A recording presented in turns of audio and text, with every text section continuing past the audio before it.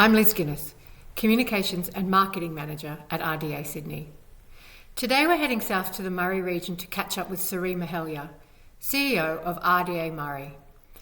In March I had the pleasure of joining Sarimah and her team for the two-day Regional Futures Forum in Albury, Wodonga. Now RDA Murray is building on that momentum with a new spin-off series, Regional Futures in Focus. The first event will be held in Wodonga on the 13th of August and will explore the electrification of the Hume Highway. It is being delivered in partnership with RDA Hume. Sarimah, how did that collaboration come about and why was it important? We're doing it in partnership with RDA Hume. So this has been fantastic because one of the biggest things that came out of the Regional Futures Forum was that need for greater collaboration and partnerships. And all of my region, though I sit in Albury physically, my entire region is cross-border. So it is an element of all of our daily lives. No matter what community you're in, you deal with a border that, actually the rest of the country thinks is a lot more significant than those who actually live in border towns. We, would prefer that border wasn't a regulatory consideration in our day-to-day lives and particularly in operating our businesses, but it is. So coming together with RDA Hume has been really important outcome of the forum, and a third partner in that alliance now is Invest Albury Wodonga.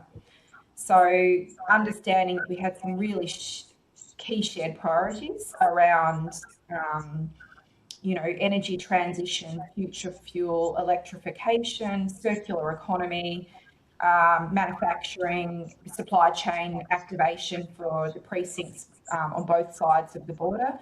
That's why we've come together. So this is the first in what I hope will be a series we run maybe 3 or 4 times a year in partnership. And the focus of the Hume Highway is just really apt because the Hume Highway runs right through RDA Hume and RDA Murray. More than just a major highway to us or freeway, it is actually an arterial road for a lot of our communities because we drive literally on the freeway to get between Albury and Wodonga. It has taken a tremendous amount of heavy freight out of our towns, which is great because until probably 20 years ago, it went straight through the middle of our towns. And it is a major supply chain route between the Port of Melbourne and Port of Botany. Opens up all of regional New South Wales and regional Victoria, aligned with the Inland Rail network. We are a major supply chain provider to Eastern Australia. So it's a really important industry here. You'll have a number of speakers there on the day. Can you tell us a little bit about them? Yeah, we will be very much in partnership with New Volt. So New Volt was successful in attaining the ARENA grant to build this first charging infrastructure coming out of the Port of Melbourne. And that project is actually in development now and will be completed by the end of 2026. So it's fantastic that they've come to be a part of this conference because they will then likely be continuing the build of that infrastructure further up the freeway. And as I understand it, it will likely hit around the Logic Centre in Wodonga as the next point. We also have Ampol as a key sponsor. We have BlueScope Steel and Toll participating in these sessions. It's been led regionally by O'Brien Logistics and Transport, which are based at Logic Centre in Wodonga. So they've been a major bringing together of all of these key players from a regional perspective. We have got a keynote session from Mark Jerrick, who is the founder and director of an organisation called Movement. So he'll be speaking to what is real, what's next, and what it means for regional Australia. We'll have a session around the fleet transition side. So there will have a lot of the fleet operators participating in that session. It will then be rounded at the end by the future of the workforce component, which is really very important in this context because this is a really interesting example of where, at the moment, the regulatory environment, from my understanding, for transport providers and when when they can have to brake in their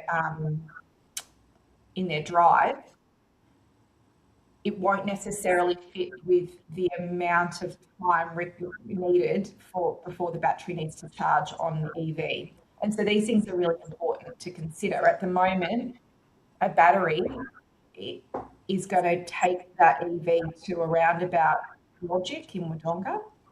But at the moment, the changeover point for any of these transport providers is around Tarcutta. So it's a bigger discussion. It's not so straightforward as this is how far the battery goes and therefore you charge there. Is it going to be an efficiency to a lot of these transport providers who now will have to brake more than once in order to charge that vehicle? And this is not to say that this is the end game or the end state. This is to say where we are now, and this is a discussion about what's possible in the future as well. It doesn't mean it's all operating smoothly yet. And my understanding is there will be a visit to Wodonga TAFE as well? At the moment, I believe we'll have 4 electric vehicles there on the day for people to look around, look through. And then the next morning, one of our partner sponsors is Wodonga TAFE, and they will very soon be opening the heavy vehicle training precinct out at Logic Centre.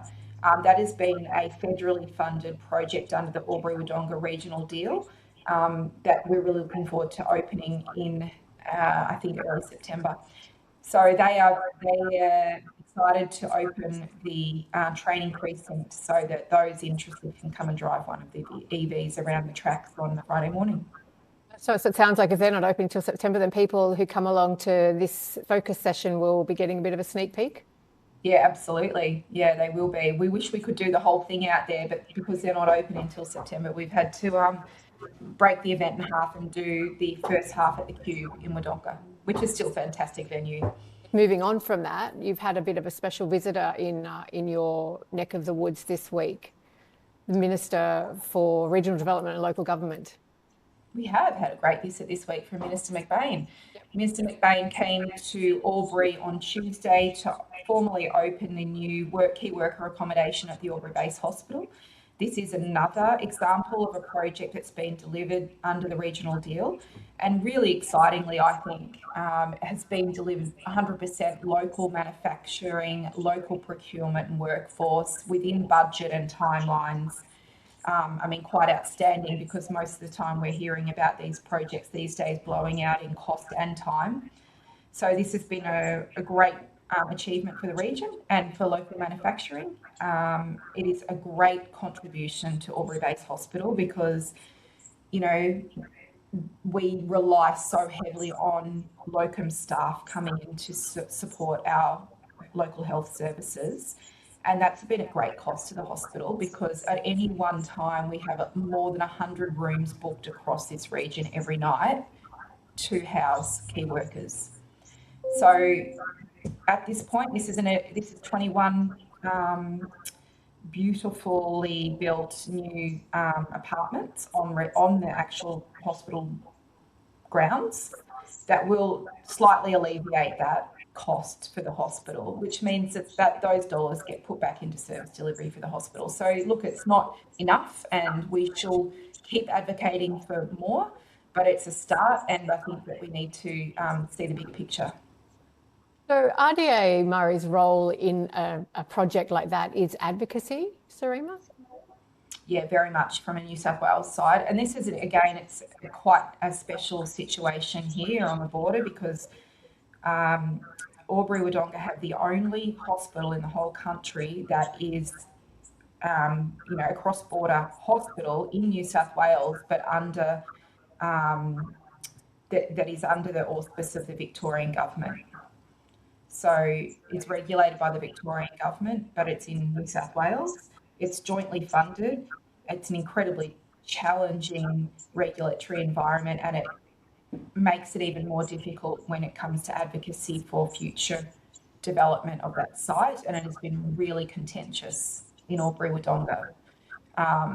It currently is not meeting the requirements of this community, and the current planned build may not meet that either. And so from our perspective at RDA, it's just a constant advocacy issue to say we will absolutely take what's being offered, but we need more to make sure that this service supports the demand of the local region. Again, that cross-border collaboration with the RDA Hume is very important here. Together, united, we are stronger. Yes, RDA Hume have played a really important role in the delivery of the key worker accommodation, though, because they delivered that. That was their funding that they received in the regional partnership.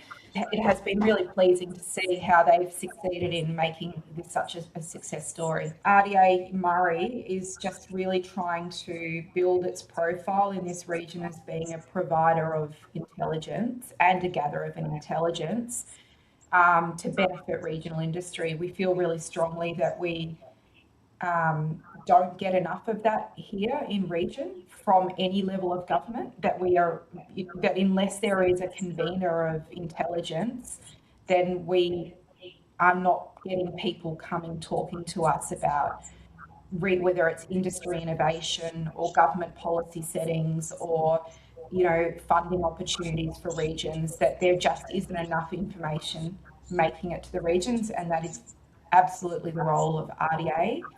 And that we do it better when we do it together with RDA Hume. So I hope that you see a lot more collaboration coming from those cross-border relationships over the next couple of years.